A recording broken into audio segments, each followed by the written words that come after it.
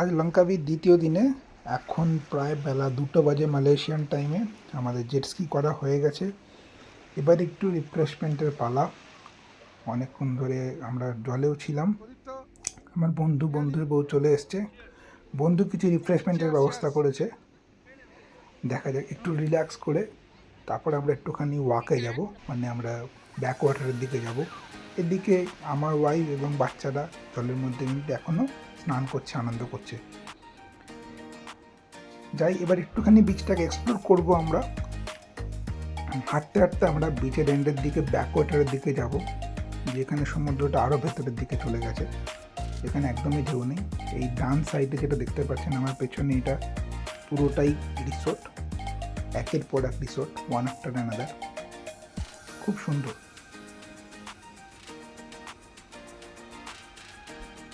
এদের অলমোস্ট প্রত্যেকের private beach আছে।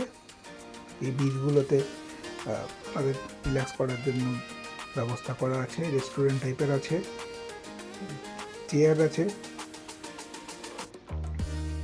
সানবাথ নেওয়ার জন্য ব্যবস্থা রয়েছে।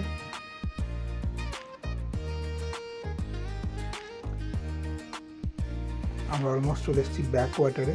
দেখতে পাচ্ছেন এখান থেকে ওই যে পাহাড়টা দেখা যাচ্ছে, তার ওপাশেই হচ্ছে এয়ারপোর্ট।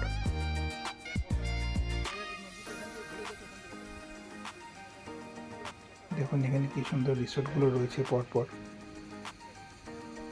ওই দেখুন একটা প্লেনও উঠছে এয়ারপোর্ট থেকে, জাস্ট টেক অফ করেছে।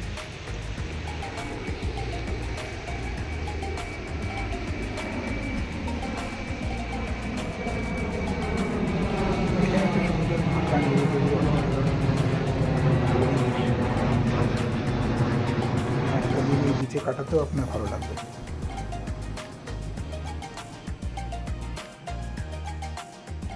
এবার আমরা ফিরে যাব, গিয়ে আমরা হোটেলের দিকে যাব, গিয়ে এবার একটুখানি রেস্ট নেব।